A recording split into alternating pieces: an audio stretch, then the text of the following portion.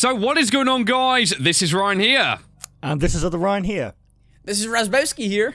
What's going on, guys? Jurko here. And welcome back, guys, to Theory Thursday episode 4. Now, this one is actually going to be delving back in time towards FNAF 3 because Nightfall has some very peculiar references in regards to the sister location, and it actually tells a little bit of backstory on what might have possibly happened. So we're all going to be, of course, speculating about this. So let's get straight to this topic because it's going to be a big one. Okay, guys, so the main bulk of this video is actually going to be centralized around something we hear in FNAF 3 on Night 4 because this phone call is very interesting and directly references the sister location that might potentially be the one we're now getting the game on.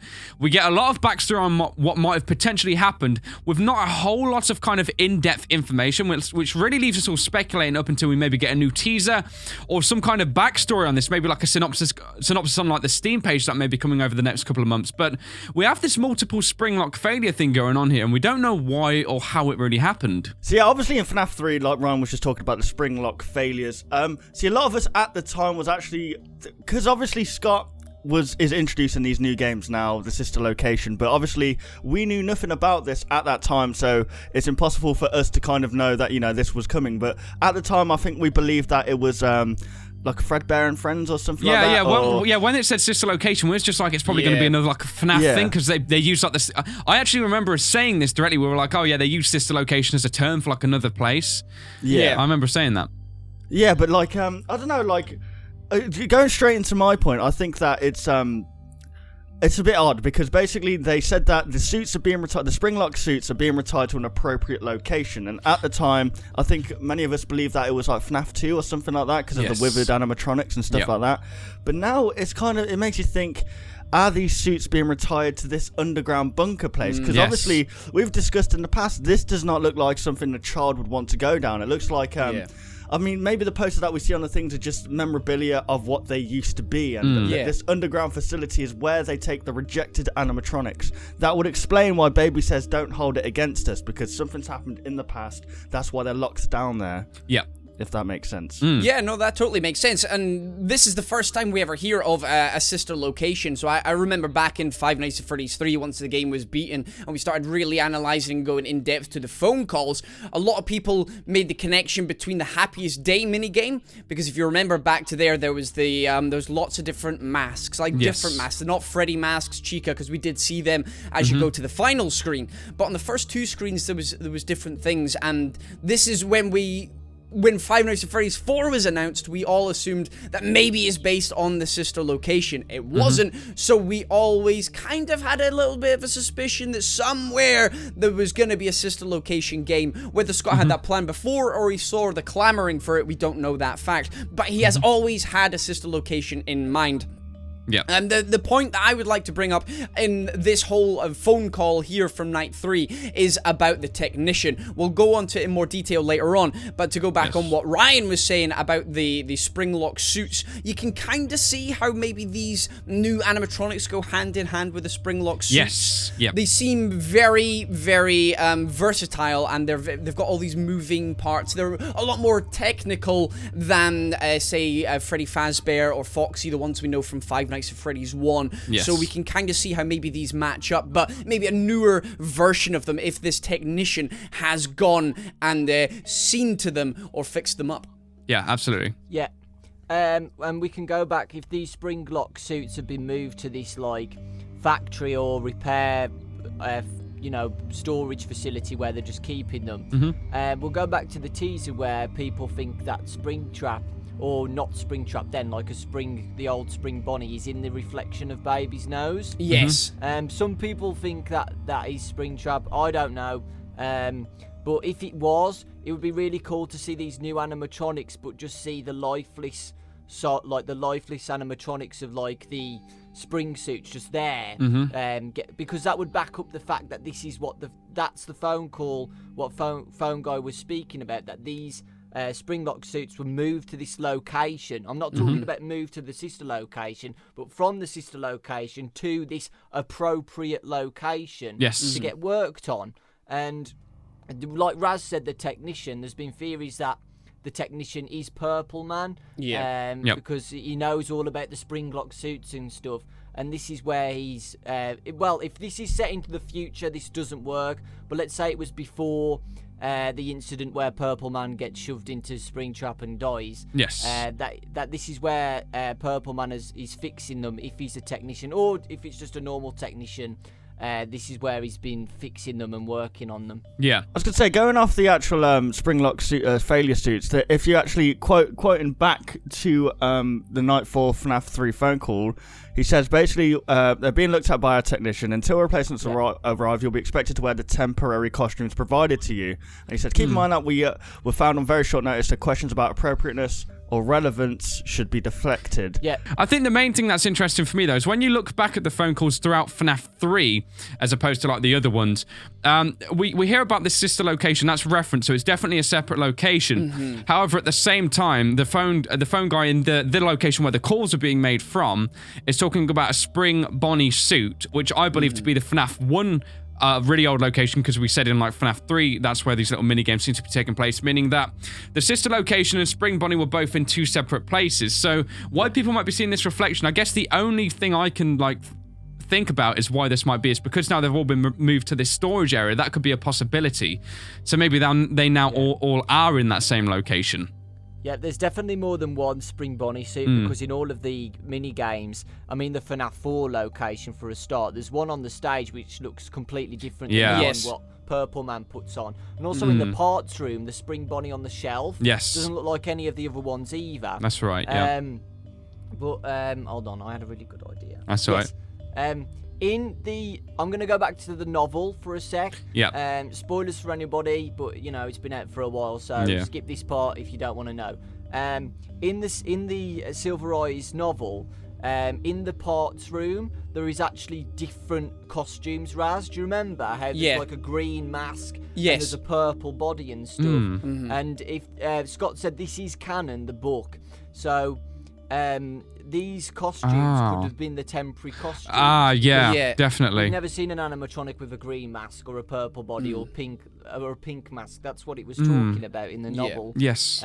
So these could have been the temporary costumes. That sounds definitely. Well, I think to just pop in here as well real quick, because I know people are going to jumping down people's throats for this. Scott did say the book was canon. It's just set in an alternate reality. Before people start saying little bits and pieces, I just wanted to pop that in there because so that basically means, guys, in terms of the story, whilst it doesn't seem like it makes sense, it's almost like it's going to be like, it's like the same characters but named differently. Does that, like, do you know what I mean? It's kind of that scenario. It's like a reimagined thing. The lore is essentially the same. It's just been put in a alternative reality, if you know what I mean.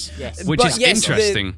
Very interesting because you do that. Lewis has got another point on this later on, but the suits, the temporary ones, yes, they have been quickly found. Another point really quickly there was, because we've not seen Chica and Foxy beforehand, maybe they are the alternate suits that were found on a short basis or whatever, so they introduced a pirate or whatever. Because a pirate just comes out of left field for the rest of the things, doesn't it? True, But it's all interesting. Definitely. Yeah. So now we're going to move back and talk about the multiple Springlock failure at the sister location, because we know you have to kind of breathe on the suits, you have to do all sorts of things to make them fail. And I think it's interesting that there was multiple Springlock failures, which, I don't know, that doesn't quite seem right to me. And it might actually back up as well what's quoted in the trailer, where it says things like, you don't know what we've been through. So, i.e. someone could have rigged these suits, or don't hold it against us. So it might be them saying that the Springlock failure wasn't them personally, which means also that there is some kind of soul already trapped within them prior to the Springlock failure. Or then again, it could be those referencing what's happened to the security guard, but I don't know. I think it might make more sense now for this to be in reference to the Springlock failure incident, because I don't think that seems much like an incident, and I think this might be a big part of the whole story, and probably one of the secrets that's going to get answered definitely within the kind of sister location lore. So, are you suggesting that the animatronics we see in the sister location, that they are Springlock suits? Yes, because of the simple fact that in the Nightfall phone call, it says that there's been kind of a backstory or something coming from a sister location about multiple Springlock failures. So it's kind of coinciding both parts together. I get you. Because, The one thing I would like to just point out on that part there is the exact quote is multiple and simultaneous Springlock failures. So it doesn't seem right. Yeah, another way to look at that one is that there are multiple spring locks in the suit. There's not just one spring lock. So it sounds like it could also just be the one suit that has failed, if you know what I mean. Obviously, there's got to be there's potentially 2 separate incidents on this one. No, there is. Because in actually, Night 4... let me just say this quickly as well. And to bounce off of that, again in the phone call, it says the company has deemed the suits. So it might be multiple as in more than one. Well, there's definitely 2 suits, because one of the suits has had the failure, but then we also see the Purple Man in Spring Bonnie having the failure after Night 5, because in the Night 5 phone call, he says the Spring Bonnie costume has been noticeably moved. Yeah. So there's been a failure before Night 4, and then in between Night 4 and Night 5, Purple Man has used the Spring Bonnie suit, so there's obviously more than one suit at that point. Yes. But it doesn't say that there's more than one thing at once. Yeah, but just remember that these phone calls aren't present time. They're like years and years ago. Yeah. Yes. So that would only work if they pre-recorded messages were in at the same time as the mini games. No, I'm not saying that. I'm just saying they have to be 2 different incidents. So what I'm saying is multiple and simultaneous springlock failures could refer to a couple of suits, or it could just refer to one, because each suit has many different locks in them. It's not just the one. Yeah. I mean, we definitely know that there's more wearable suits anyway, because although we keep talking about Spring Bonnie, what about like Fredbear? Yeah, there's at least Fredbear. In the mini game, we see a man dressed as Fredbear, and we have to run away from him as a kid. So there's definitely a wearable suit for Fredbear as well. Yeah. And Spring Bonnie. Yeah. I think like most certainly though that the sister location one will entwine the whole Springlock idea more, because this for me it seems to plant the lore of the game slightly, like subtly in the back of our heads. And now that we know that the place is called the sister location, and that the phone call actually quotes, it says after learning of an unfortunate event at the sister location, and then it goes on to say multiple and simultaneous Springlock failures. That for me, I just think it combines all of them suits, and that they've had the problem, because if you look as well when the suits kind of do this weird jolty thing, that might be the Springlock failure actually happening. Could be. It does have the same twitchiness as the. Do you remember the FNAF 3 trailer when Springtrap was twitching? Yes. I'll admit that they do both twitch, but the thing what's hard to know whether these are spring suits, because I remember ages ago when we were saying these are spring suits because of the 5 fingers and the opening up and then going inside. It's just the big fat endoskeletons in all of them. I mean, Funtime Foxy, for example, you see the snout is like that. Yeah. I just don't like. The only way I could think that there could be suits is that they take out the endoskeleton and then you go in. You see, this is what I'm thinking is probably the way, and it becomes just like a kind of capsule, and the outer shell is what is used. But yeah, I know what you mean, because I don't get how that whole thing could fold in on itself. I know what you're saying. Yeah. But as you say, you could maybe take the thing out of the suit. The thing that I was going to mention on that, these suits look really, really new and more advanced. Yes, they could have gone to this location and be and reimagined by somebody. That's a very smart So they could have initially. They could have initially been less complicated and have been reimagined to no longer be spring suits as such, but they were based on it. But to go back to what you were saying, Ryan, there, I think that this story is going to bring more of the Springlock style of animatronics to life. Yeah, because it seems to be so important, but we've still not had a whole lot on that, really, just one death. It's like, Considering a whole game was basically based off of it, FNAF 4 just threw it away sort of thing, and something else was there. So there is just so much more to be there. And the whole sister location thing, it being mentioned in FNAF 3, mentioned to do with the spring locks. We don't even know exactly what location these recordings come from. So hell, there could be about 60 odd different sister locations, but there's not, because it actually says sister location. I really like the idea how you said that they could have been Springlock suits and they've been put into the storage and then they've been made into animatronics. Yes, that sounds good. I like that idea too. Yeah. But like I said before, if the old Springlock suits are in this location, it's definitely going to solve something. Yes. Yeah. Absolutely. So I'm really excited for this, and I'm really excited for the next teaser as well. Same. Very much so. Yeah. Okay, for this next section, I want to go back onto the FNAF 3 phone call night 4 that we were talking about before and just touch back on with the technician that was mentioned. So, the exact quote is, "Safety is our top priority at Freddy Fazbear's Pizza, which is why the classic suits are being retired to an appropriate location while being looked at by our technician." Now, the key points here so far are, 1, we've never heard of this technician before in any of the lore of the franchise before, and we've not heard about anything afterwards. 2, if you look at the language here, is by our technician, not technicians, not somebody else's, it is ours. So it's an official, isn't it? Yeah.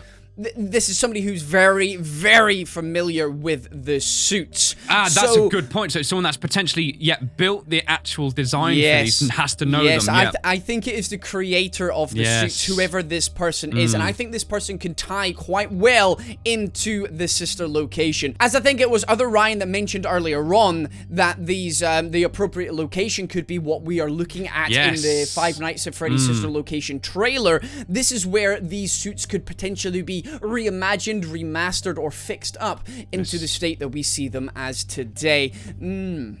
Yeah, and then the technician's like, okay, let's bring these animatronics in, and then they all go all crazy trying to kill him, like, oh, crap, okay. Yeah. And we could be playing as the technician trying to sort all this out. Potentially, because, like, something about Scott, when he plants these things, he always answers them, like, you know, it's the smallest things that we look past initially and we don't really consider, like, you know, in FNAF 3, references a sister location, which is now happening now. None of us knew that, but it's like he planted that there for a purpose. That was planted there, and now it's kind of growing and blossoming into what we're speculating about pretty much for this whole video, because it's so interesting. And now also with the technician being implemented as well throughout these calls and things like that, we don't know who this guy is. He knows a lot about the place. He's got to be important, and we need to know more about this guy because he probably has a bigger impact, which is why, you know, all the dots aren't quite connecting just yet. Yeah, and it would solve as well the theory if the technician is Purple Man or not. We'll get to know the identity of the technician, whether it's the Purple Man or not, because like we've always said, the Purple Man knows a lot about spring suits. We see him put it on a man, we see him turn off one of the animatronics in FNAF 2, like he goes next to the animatronic and he goes dead. And they take it apart. He takes them apart. He knows how to take them apart exactly. So he knows a lot. That's very true. He knows how to take them apart. He also knows obviously how to get in the suits. Yeah. So he knows all of their things. There is also another person. I was going to say, the irony is that he actually became one. But the thing is, though, he goes into the suit and he starts laughing because he thinks he's got away with it. But he obviously it's arrogance that killed him. It's arrogance. It's not the fact that he didn't know what he was doing. In that moment he was like, I'm free. I'm done. And then he died. There's another person that we don't know a great deal about in this whole story, and this is the person that actually says this. This is the phone guy. Yes. There's still theories out there that people say that the phone guy is the purple guy, but let's say he isn't, for the purpose of this speculation. And what happens if the phone guy is actually just the technician? Somebody who is very well versed with this place, somebody that has created the whole franchise potentially, because if he's made these if he is a partner, I think we can safely go back to the book. And with Lewis in the next section, but say there is a partnership like there is in the book. There's one guy, the purple guy, who goes around and is the business side of things, still knows how everything works, but then you've got the phone guy, the technician, who can guide the player or the new security people through how these things operate, because he's created them himself. Yes. Yeah. He would know how to fix them. He would know how to take them away. He would know how to deactivate or renovate them. Saying that, something to contrast the whole point about the phone guy being the technician is when he actually reads the instruction manuals about how to operate these suits, it very much sounds like he's reading off of paper. It doesn't sound like it's naturally flowing as his dialogue. It's a script. Like for top 10 videos, etc., we write scripts. Like a lot of it is just free off the top of the dome that you've spun it. But for a safety thing, something that is a legal documentation, you would have to write it out word for word, because you would also have a written document at the same time that your employee would have to sign and agree to. Yeah. Yeah. Just as a counter argument, if you know what I mean. Yeah. I love these things because we come up with these ideas and then we can bat things between each other and we can spin more theories off of it. The comment section below is going to be discussing similar things as well. I think people. Another thing about these videos as well, guys. I know no one probably thinks like this, but when we shoot each other's ideas down, that's the whole purpose of this. Like, it's meant to happen. If everyone was agreeing, then that would be just a boring then video. what would be the point in theory Thursday? It would just be kind of like everyone agreeing Thursday. Like, that's boring. Yeah. So we've got one more topic to discuss about, and it's actually kind of a fan theory, but the infamous Fall tweeted me a quote from the Silver Eyes. So I'm just going to read this quote. It's where Charlie, the main character, actually looks at her dad's bookcase, and her dad is the technician, the creator of all this Freddy Fazbear's Pizza. So there were books of biology and anatomy, some on human beings and other animals. This is the important part. There were books about the history of the travelling carnival and of the circus. So if you remember last Theory Thursday and the one before, we've always said that these sister location animatronics are based around the circus, but there's loads of references in all of the old games as well about circus orientated themes. So yeah, we'll talk about that. I think the first most important one is the FNAF 1 location. Like, when you can just be sitting there and you'll hear like what we used to kind of think was some kind of lullaby, but when you think about it, the way it kind of flows, it sounds so much like a circus related song. And another important thing as well, isn't there?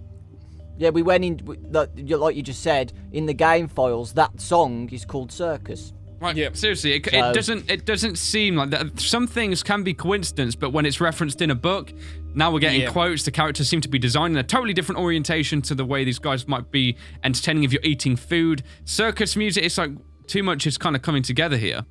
Yeah.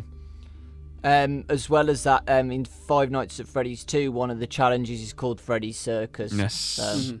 Well, going back to Five Nights at Freddy's 2 there, you've got the place where Balloon Boy initially starts, you've got the carousel there, Carousel, don't you? So, I mean, that immediately there, which a lot of people suspect that the sister location might be based at a similar time because of the designs of them, the kind of look of the toy animatronic era. And maybe they have shared similar artifacts or similar designs of things. This might also be why they're stored in this kind of underground facility as opposed to an establishment, because there's never an establishment. It's a constant moving carnival or circus. They never had an establishment as such. They're put back in here for storage. Okay, that's nice. So maybe they are a traveling animatronic thing. The only thing that would contradict that is in the title of the game. The sister location, very true, yeah. But they might have a traveling aspect to it as well. They might have certain suits that might go from place to place. You never know. Maybe you can hire them out for kids' parties. There are like so many different things, but having that part in the book about to do with the research of the carnival and the traveling circus thing, it's very interesting, especially because it backs up the point of the animatronics kind of having that circus vibe about them, whether it's stage makeup on the fun time creatures, or whether it's because of the ballerina that you have those acts in the circus, or even Baby right at the front there, as Ryan last week pointed out, kind of looks like what they call ringleader of the whole thing. Yeah, I mean, it would be. It's just going to be interesting to see what Scott's going to do with this, because I mean, what we're looking at now, obviously, we're going underground, we're in an elevator. We clearly are going down, and it's just like it seems so isolated and so cold and metallic and industrial.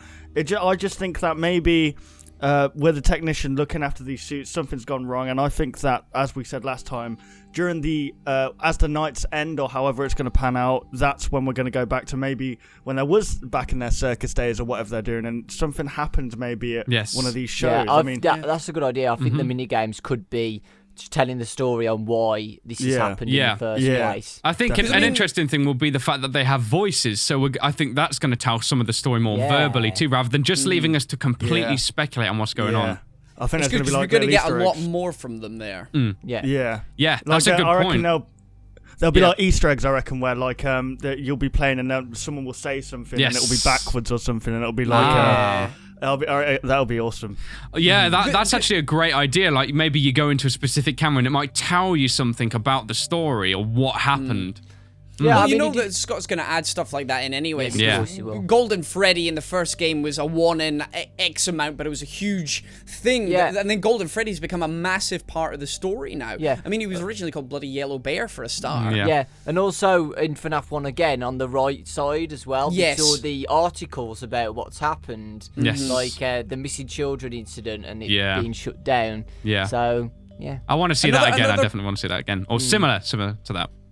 Another point to do with what's happening in this location, because we have gone underground, just as a final thing to think about and go home with. And there's your homework, guys. Have a think about this. We're going underground. We've got these animatronics. What happens if these animatronics have been constantly running for, say, 20 years? Nobody to entertain, no purpose in life. They're just these souls trapped, repeating the same thing over and over and over again. Groundhog Day. This technician has forced them to do this for a long time. Maybe we're coming down here for the first time in ages, and they see a way to escape, and maybe that's why they're saying, "Don't hold it against us. You don't know what we've been through, because we've been repeating the same functions for X amount of years." It's just another angle to think and look at it. Interesting one, yeah. So there we have it, guys. That was a discussion about the FNAF sister location and a lot of in-depth discussion about what secrets and things might actually be in between the FNAF 3 phone calls. Very interesting stuff. And again, it feels like whilst we've discussed for so long, we've still barely scraped the surface. And as new teasers arise, guys, it's inevitably going to tell us more in this story and just really develop everything and get it all flowing really nicely. Yeah, if you guys did enjoy this video, why not leave a like rating down below, and if you're new to any of our channels, why not subscribe for more Theory Thursdays and other indie games. Absolutely, guys. So thank you so much for watching this video. We, of course, hope you did enjoy also. And we will, of course. See you on the next one. Goodbye, guys. On all of our channels. Want to see even more content from us? Consider liking and subscribing to ensure you'll see all content in the foreseeable future. And hey, why not check out our past 2 videos?